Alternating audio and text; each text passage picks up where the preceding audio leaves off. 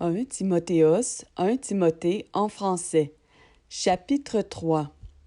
La parole est sûre, si quelqu'un désire la fonction de surveillant, il désire une œuvre excellente. Mais il faut que le surveillant soit irréprochable, mari d'une seule femme, fléchissant ses désirs et impulsions, modéré, décent, hospitalier, capable d'enseigner.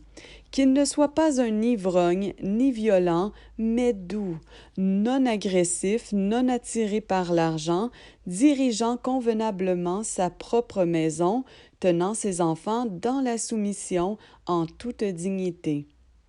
Mais si quelqu'un ne sait pas diriger sa propre maison, comment prendra-t-il soin de l'assemblée d'Élohim? Il ne faut pas qu'il soit un nouveau converti, de peur qu'enflé d'orgueil, il ne tombe sous le jugement du diable. Mais il lui faut aussi avoir un bon témoignage de ceux du dehors, de peur qu'il ne tombe dans l'opprobre et dans les pièges du diable. De même que les diacres soient honorables, n'étant ni doubles en parole, ni adonnés à beaucoup de vin, ni ardents au gain, ayant le mystère de la foi dans une conscience pure. Mais qu'eux aussi soient d'abord mis à l'épreuve, et qu'ensuite ils servent en étant irréprochables. Les femmes, de même, doivent être honorables, non calomniatrices, sobres, fidèles en toutes choses. Les diacres doivent être maris d'une seule femme, dirigeant honnêtement leurs enfants et leur propre maison.